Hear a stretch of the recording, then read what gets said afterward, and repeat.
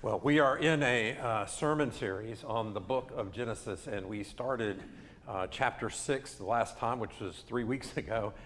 Today we're going to finish chapter 6 and move into chapter 7. To be honest, this is one of the narratives in Genesis that I have not, and I'll make not in capital letters, not look forward to preaching about. And the reason is because it is about Noah's Ark and the flood. The interesting thing about this story is that when I was a kid, it was one of my favorite stories in the Bible. I mean, who wouldn't love a big boat filled with animals and then a rainbow? I mean, it's like that was what we learned. That's what we were taught, you know, like as kids. And so the kid version is great, but the adult version is quite sad because of the tremendous number of deaths that occurred. Nevertheless, I am going to do my best to explain how important this event is. There is no way you would ever want to skip over it, and hopefully I'll make that clear. So if you have the Bible or the church notes, please go ahead and turn to Genesis chapter 6, and we're going to start in verse 11. And it says this: "Now the earth was corrupt in the sight of God, and the earth was filled with violence. Then God said to Noah, 'The end of humanity has come before me, for the earth is filled with violence because of people, and behold, I am about to destroy them on the earth.'" You see what I mean? When I say this is a sad, starts off in a sad situation, a sad story. I don't know if you remember in the first 2 chapters, if you were here as we went through as we've been going through this series, in the first 2 chapters, what we learned is that what God saw when he looked down and he saw what he had created, he said it was good, right? And in some cases, very good. When he created Adam, he said very good. And so now God sees the earth, right? He looks upon it and he sees that it is corrupt and filled with violence. And he says, the end of humanity has come. Now, over the years, I have met several people, and my guess is you probably have as well, who reference this event as the primary reason they have issues with faith. This is one of those big ones, right? It's a big thing. And in general, they'll say they just can't believe in a God who would do something like this. And listen, I get it. I absolutely get it. You see, here's the thing. If you don't know anything about God except this story, then it would be difficult to have faith. I mean, if like you somehow or another, you've not heard anything else about God, you've just got this one little story, this one little thing carved out, and this is it. This is what you've got. And now you're like, wow, I just can't do it. So again, my hope is by the time I'm finished today, that I'll be able to help you see that this story is very, very important to our faith. It has lots of different reasons why it is, and so we got to get busy on that. But here's the thing: it's especially true when you view this story from understanding God, understanding who He is, and looking at the picture of who God is, rather than just sort of focusing on and isolating out this one particular scene. So hang with me. We're going to go through an awful lot, and hopefully it'll all come together. So verse 14, let's move on. "Make yourself an ark of gopher wood. You shall make the ark with compartments and cover it inside and out with pitch." Now, there are a lot of details in this story throughout the whole thing, and I want to address several of them. I couldn't go through them all, and I'm probably not going to give them any of them really as much time as I should. But here's the thing: outside the Bible, I don't know anyone who would call a ship an ark.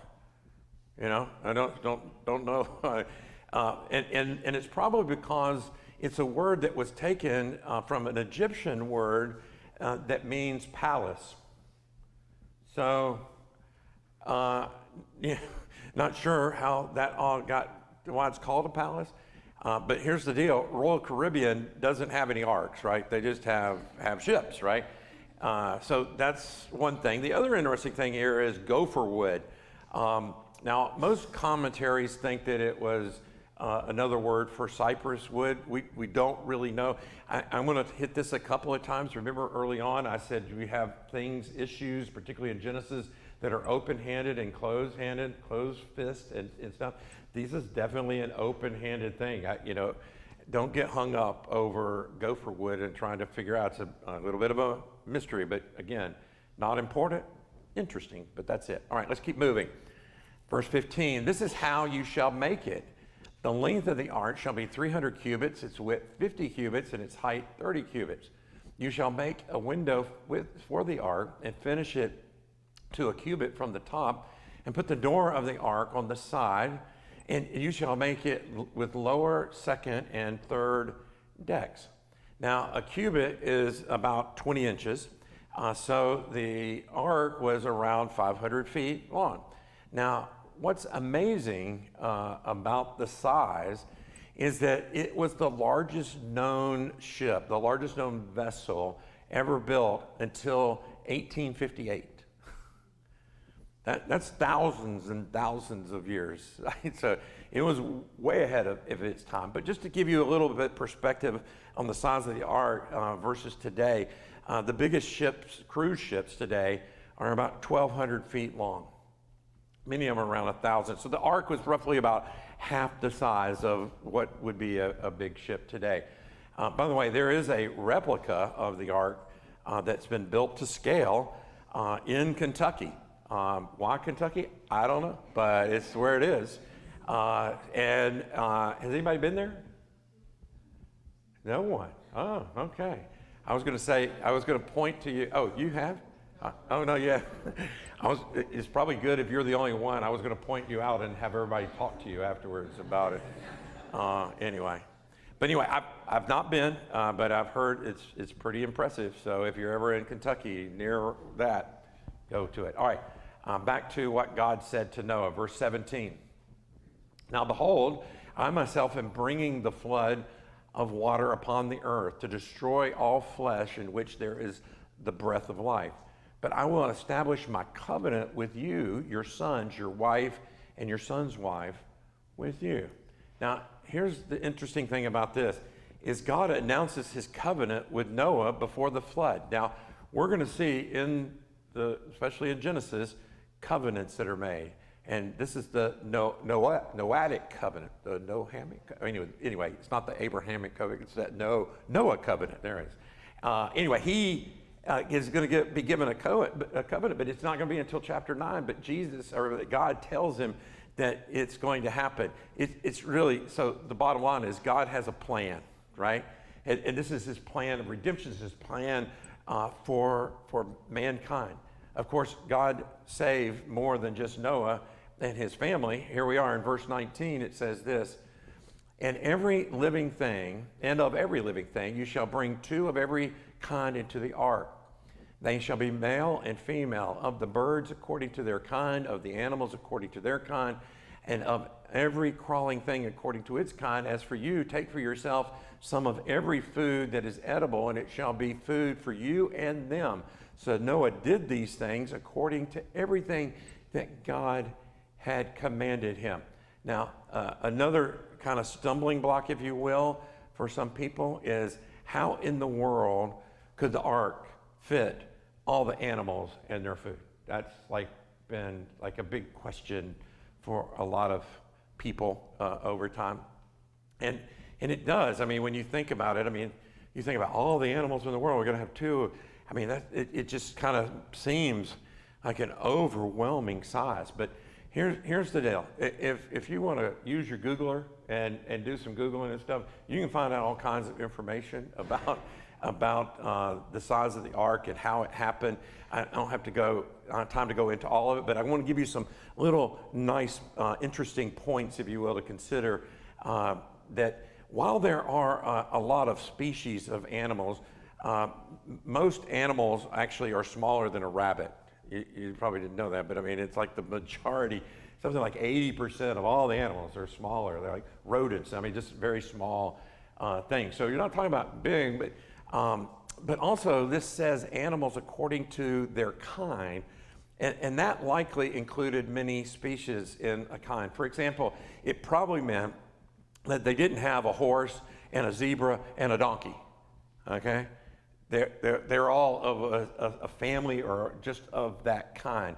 Of course, also, when we think of animals on the ark, we think of elephants and giraffes and all the big animals, right? We're like, oh gosh, where are they going to put all those big things, big animals and stuff? Well, here's the only thing that I want to just throw out to you, just a little, just think about. It's very likely that those animals came in when they weren't very mature. They were young, and so they weren't in full-grown size, not necessarily all that big. And so it's probably not the size that you're necessarily thinking of, so they were probably a little bit smaller. Also, some animals, like bears, when they were boarded, probably went into hibernation. So now you've got a whole different, scenario of things like that. So the bottom line is that it's very reasonable, with some very reasonable assumptions, that it's feasible that the ark was plenty big enough. And I think that's one of the things, if you do some research and stuff, you'll find it kind of surprising how good. But here's the deal. I don't think Moses was, I've already said this, right? Moses wrote the book of Genesis. I don't think Moses's intention on writing this was to try to give enough details for us to go, oh yeah, that makes sense. I think he's just given us bits of information and stuff, and however we want to take it to go. But I think what he, I think what he is interested in, or what he wants us to read, is verse 22. It says, so Noah did these things according to everything that God had commanded him to do. Listen, Noah didn't ask questions. He didn't argue with God. He simply obeyed God. And he built a boat in a desert that took 120 years to build. That's what we should be thinking about. That's what we should be amazed at. That God gave him instructions to do something that didn't make any sense whatsoever. And in fact, that's why people came by, mocked him and laughed at him. I mean, it had to look pretty silly. He's building this thing out in the middle of nowhere, this vessel, and everybody's like, what's the deal with that? But listen, what we need to take from that is, as you and I mature in our faith, we should see that kind of thing start to happen in us. And instead of pushing back and saying, but why should I forgive? Why should I have compassion? Why should I fill in the blank? All the things that God makes it very clear to us. Listen, there's so many things that you and I know that God wants us to do that we don't do. Why? Because we keep pushing back. Why? Oh, that doesn't apply to me, Or, did you hear my story? But I mean, all those things start to come into play, and so we begin to push back and stuff, unlike Noah. But here's the thing: as you grow in your faith, you start to see things God's way. You stop looking at things the way that you've been taught, right? You've been taught growing up, get even. Right? Retaliate. All the things, don't let them, do that to you. And you start to realize that, wait a minute, that's the world's way. I am a follower of Jesus, and I'm going to be following him and be more trusting in him, listening to him. And I'm telling you, if you've been a believer for any long, as you grow in your faith, if you haven't seen your level of trust and obedience grow, you need to take a step back. You need to take a step back, because that's what's going to happen. God is going to put in you this understanding of things that you've never had before, because you're going to now come to that place where you're going, oh, wow, that is really good. Listen, it's easy to have faith in things that you already know and see, right? But what Hebrews 11 says, faith is having confidence about the things we do not see.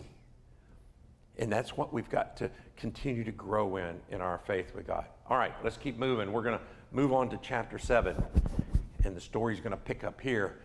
Then the Lord said to Noah, enter the ark, you and all your household, for you alone I have seen to be righteous before me in this generation. For in 7 more days I will send rain on the earth for 40 days and 40 nights. Now, in the last message, I spent some time talking about the righteousness of Noah. Hopefully, if you were here, you may recall some of that. But one of the things that we need to understand is God is the same God in the Old Testament and the New Testament. And just like we see in the New Testament, righteousness is not an accomplishment. It is a gift of God, right? Remember, I had you repeat after me. There is no boasting in having faith. There's no boasting in having faith, because that's where righteousness comes from. That's where it's coming from. Now, here's the thing. All religions except Christianity and true Judaism, we'll throw that in there as well, are about working to earn God's love. In Christianity and true Judaism, it is not about what you do, it is about what Jesus the Messiah did. That's what you've got to continue to work back to. It is so easy for us in our faith, in our journey, in our walk, to think that, oh, God's mad at me because I didn't do this or I didn't do that and all this stuff. No, God loves you. He loves you the same. Now, he wants to be in fellowship with you, and there's things that he wants to see happen in your life. He's changing you. He's bringing about that. You have to be open and ready and willing to follow him. All of that is true. But don't ever lose sight of what is so important. Because here's the deal. When you are broken to yourself and you surrender control of your life to God, he makes you righteous before him. Now, again, we're going to talk about this a little bit more. But before moving on, I want to address just one more little issue that comes up in this story, and that is the issue of rain. Some of you, when I read that, said, oh, this is the first time it rained. And have anybody heard that? No? Maybe I'm talking about something. Oh, I have. Okay, good. I have heard many people try to or claim that there was no rain before the flood. Here's a quick passage that they typically refer back to. Again, I'm trying to throw some of this in here just so I don't, I give it some time. But in Genesis chapter 2, it said this: now no shrub of the field was yet on earth, and no plant of the field had yet sprouted, for the Lord God had not sent rain upon the earth, and there was no man to cultivate the ground, but a mist used to rise from the earth and water the whole surface of the ground. So this passage basically says that, again, there was no rain that had fallen, at least up until that time. Listen, this is in the creation period. This is before he created mankind. And some argue that the mist eliminated the need for rain until the time of the flood, because rain isn't mentioned between this time and this time. So they're making that kind of leap into this. Again, this is one of those open-handed issues that is not worth, spending a lot of time and arguing over. But personally, I don't see any reason to believe that it didn't rain before the flood. Just my thinking. But you can say that. I mean, it's good. But anyway, some of you may have heard that. I just wanted to get it out of the way. All right. Here's the thing I do know for certain, and that it is definitely rain to cause the flood. Go back to verse 1. It says this. Then the Lord said to Noah, for in 7 more days I will send rain. And boy, did he, right? He sent rain for 40 days and 40 nights. So first the rain came, then the flood, verse 17. Here's where the flood happens. Then the flood came upon the earth for 40 days, and the water increased and lifted up the ark so that it rose above the earth. So God wiped out every living thing that was upon the face of the land, from mankind to animals. Again, this is the part that is so hard to wrap our arms around, that God would wipe out every living thing. Now, my guess is that some of you who, when I read that passage, thought to yourself, I just hate this. I mean, I just hate this statement that God wiped out every living thing. And here's what I want you to know. There is nothing wrong if your heart grieves when you hear that statement. There's nothing wrong. That is okay. And the reason is because there is someone else whose heart actually grieves more than yours did at the wiping out of every living thing. And that someone else is God. I want to go all the way back to chapter 6. We read this, but I didn't spend a lot of time on it, but I'm coming back to it. This is verse 5, and it says this: Then the Lord saw that the wickedness of mankind was great on the earth, and that every intent of the thoughts of their hearts was only evil continually. So the Lord was sorry that he made mankind on the earth, and he was grieved in his heart. These two verses are ones that, again, I talked about a few weeks ago, but I didn't dig into them as much because I wanted to wait until we made it to the flood. You see, in verse 5, the Lord saw that the wickedness of mankind was so great on the earth, right? Evil ruled the world. And God, in his justice, could not let that continue. God is a just God. At the end of the day, I want you to see that that is really good news, as hard as it may seem to make that connection. Because as believers, I want you to see that God is a just God so you can take heart that the God you worship is a just God. And that every act of injustice, all the things you see in the world that are injustices, all the things that are around you, God is a just God, and he will deal with every single one of them. And that is such an important characteristic of God. In fact, it would be virtually impossible for you and me to forgive someone of the atrocities that you experience in this world if you could not trust that God would one day judge every single one of them. I want you to let that sink in. Because we have been told to forgive. We've been told to love our enemy. And the reason we can do that is because we have a God that we can trust is a just God. That is so key in our faith. Look at verse 6. It says, not only is he a just God, but he's a loving God because he was grieved in his heart. Maybe a better translation, when I went and looked up the Hebrew on this, it was pain. You're in pain. So it may have been better to say that he had pain in his heart. And the reason that he had pain and that pain existed was because of the justice that he had to serve. But understand this. He would not have grieved over justice if he didn't love every single person. Two incredibly important characteristics of God are on full display in this event, the event of Noah's Ark and the flood. His justice and his love. His justice and his love. Those two things are what is at work and at play here. Because he is a just God, sin must be punished. And because of Jesus, all of our sin was punished on the cross. And the reason that Jesus took our sin and the reason that God's heart grieved is because of his love for us. And if you have lost someone close in your life, somebody that you love very much, you know that the deeper your love is, the deeper your grief is. There is a direct relationship. It is proportional to one another. The deeper your love is, the deeper your grief is. Recently, I read a devotional that used a story from the book of Isaiah to illustrate God's love for us. And it's from Isaiah 49. And it says this in verse 15.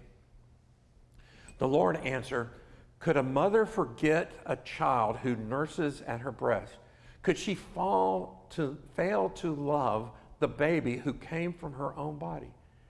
Even if a mother could fail to love her child, I will never fail to love you. What a wonderful way for God to illustrate his love for us by comparing it to the love that a mother has for her baby.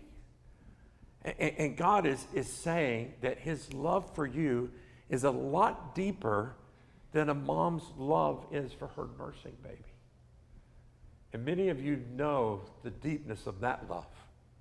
That is an incredible love that we have in this world. And God chose that as an illustration for his love for you, to show you how his love for you, how much love he has for you.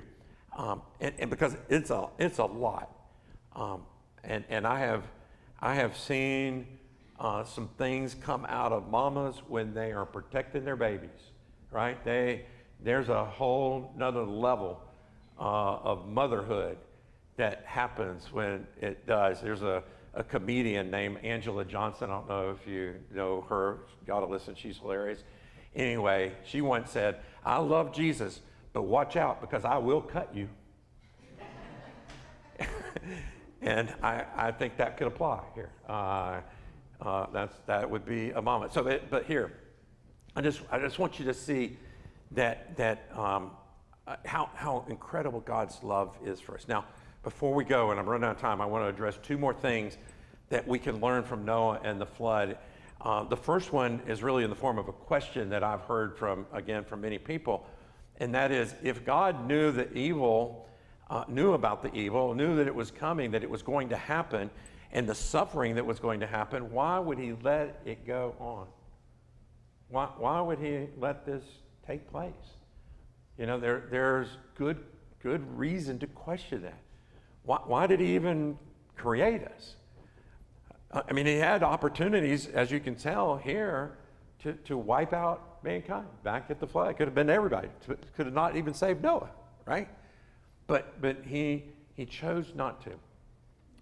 And again, excellent questions. And I want you to hear me on this real carefully.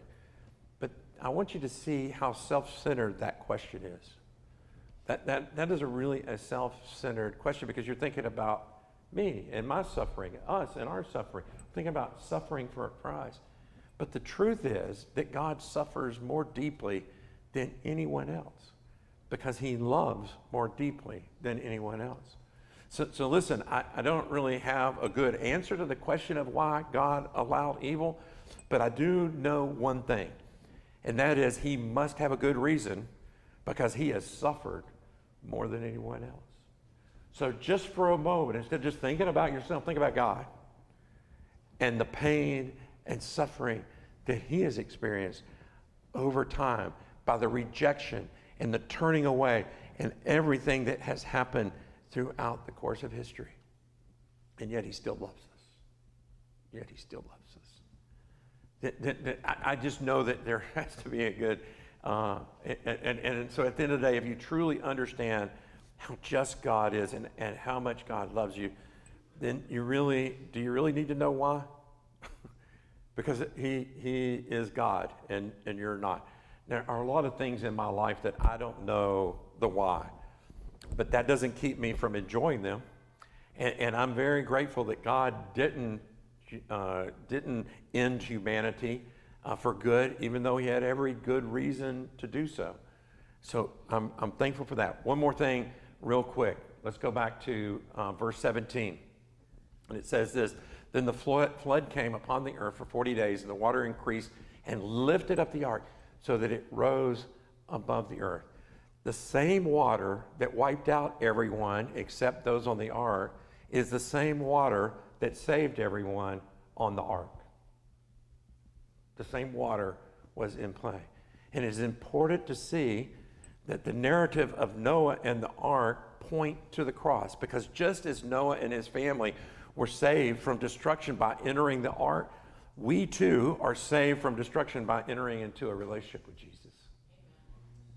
We have that incredible visual for us. Listen, don't mistakenly think that the reason that the people were wiped out by the flood was because they were bad. This is not a story of good people, bad people. Let's wipe out the good people and or wipe out the bad people and keep the good people. Or maybe we wipe out the good people and keep the, I don't know. But this is not a story about that. This is not that at all. They were wiped out because they were unrighteous. He gave 120 years for them to turn to him. He gave them 120 years with Noah there demonstrating and what faith looked like and stuff. And no one came to faith. No one turned to God. And so just as Noah and his family were saved by entering the ark, we have this opportunity to enter into a relationship. And not because we're good. See, as we're going to see in upcoming chapters, Noah was not good. You're going to be shocked if you don't know the story. Some of you do, but you're going to be shocked at how not good Noah is. It's amazing, actually. But we'll get to that. But just like Noah, your goodness is not what saves you. If you confess Jesus as Lord and believe in your heart that God raised him from the dead, you will be saved. And that means that God makes you righteous